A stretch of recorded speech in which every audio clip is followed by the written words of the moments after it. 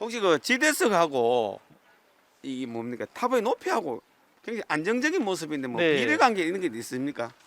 지금 이 가문사지 석탑은 굉장히 그 균형감 있고 체계적으로도 조성이 되어 있는 것을 알 수가 있는데요. 자, 이 그 지대석의 길이는 처음에 재었을 때는 한 670 정도 나왔는데 실제적으로는 한 650 정도로 볼 수가 있습니다. 왜냐하면 신라 시대 때 만들어진 이 석탑이 긴 세월을 지나면서 이완이 됩니다. 이렇게 벌려지니까 조금 길어지는데 대체적으로 한 650을 기준으로 잡지 않았을까 이렇게 생각하는데 그 이유는 저 철쭉까지 포함을 해서 1300 13m 정도 나옵니다. 철쭉까지.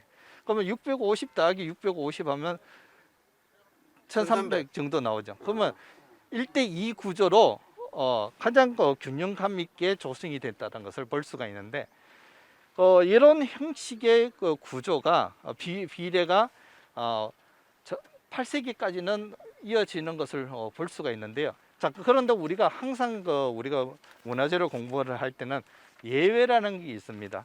그래서 이런 비례가 늘 유지되는 것은 아니고요. 이런 비례를 영향을 받으려고 하는 그런 석탑들을 많이 볼 수 있다. 이렇게 이해를 하시면 됩니다. 그래서 뭐 자료집에 보니까 그 철쭉 길이를 가지고 원을 뭐 지름을 잡았을 때 뭐 이렇게 된 그런 비례는 없습니까? 네, 지금 그 탈주가 지금 바깥에 보이는 것이 전체적인 것이 한 520, 한 5.2m 정도 되는데 나와 있는 부분이 이 지대석의 반 지름을 생각하시면 됩니다. 지대석의 예, 그래서 이 원을 그리게 되면 이 지대석과 저 찰주 나와 있는 부분을 거의 원 형식이 그려지는 것을 볼 수가 있습니다. 그럼 한 네 개쯤 나오겠네요, 그죠? 찰주를 지름으로 했을 때. 그렇죠. 예.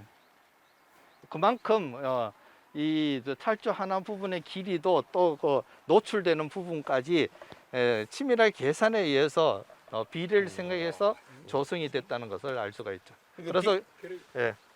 그 우리가 그 불국사에 석굴암 석굴암에 계신 부처님도 보면 정확한 비례거든, 그죠? 한국 그렇죠. 비례 맞춰놨는데, 그리고 이 감원사지 석탑도 나름대로 그 수학적인 비례가 적용이 됐다는 걸 볼 수 있겠네, 그죠?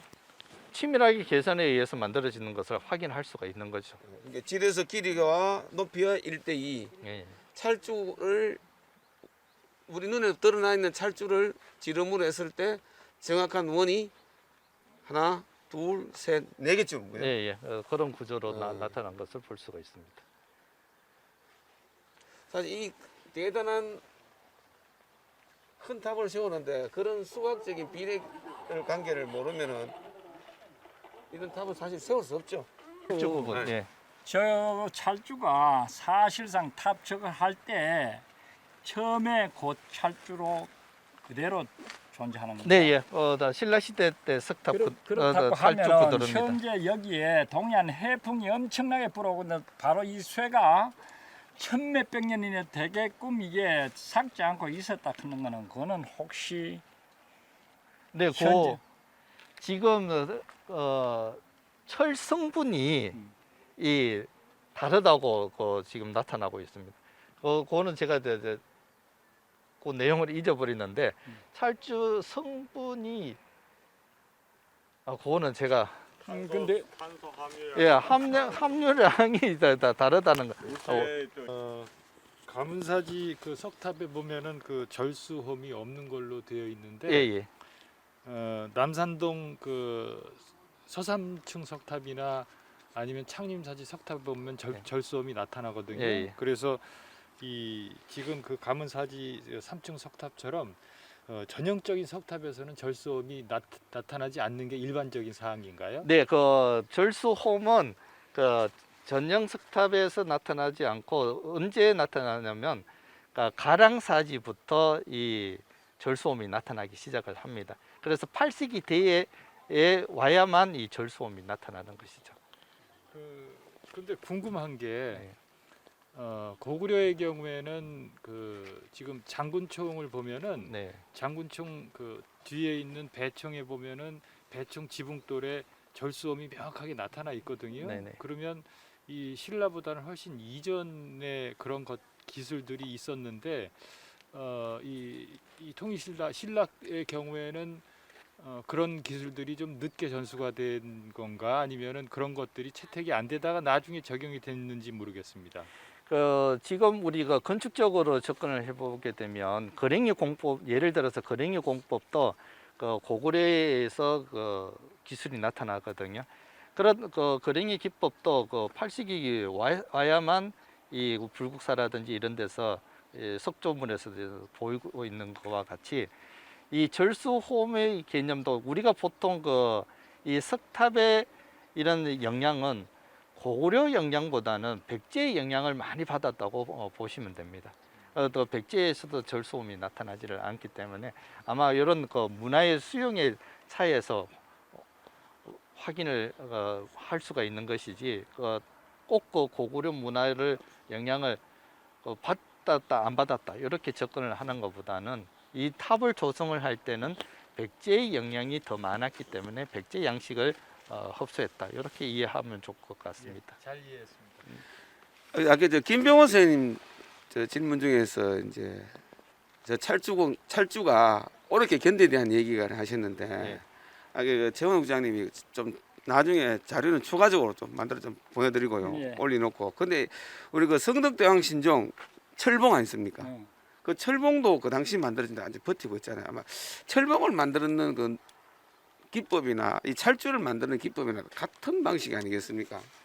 근데 이제 기법은 그것도 제가 또 석조마저 공부해가지고 철은 제가 좀 더 해야 되는데 그 성덕대왕 신종의 그 주조는 그쪽 우리가 보통 이렇게 당금질을 할 때 이렇게 똘똘 말아가면서 당근질을 했는 예, 그래 그런 나오죠, 이제 예. 기법이 나타나는데 아마 이 그 찰주도 일반적으로 주조물로 해서 찍어낸 게 아니고 성분도 조금 다르게 하면서 제가 알기로는 불순물을 조금 많이 넣는 경우로 알고 있습니다. 철 성분이지만 그러나 이 주조법에서도 조금 차이가 있었기 때문에 선생님께서도 말씀하셨듯이 바다 가까이 해풍에도 견딜 수가 있었던 근데 그런 이제 근래 와서는 우리가 스테인레스 스틸 그 노간 쓰는 쇠다 이 말이야. 스테인레스 스틸 그거는 바다에 담가놔도 아무 상관없는데 그때 당시에 스테인레스는 안 나왔는 상황인데도 현재 1000년이 넘는 해풍에도 견뎌내다 하는 이건 참 대단한 저거라고 생각된단 말이야. 그러니까 지금 예예.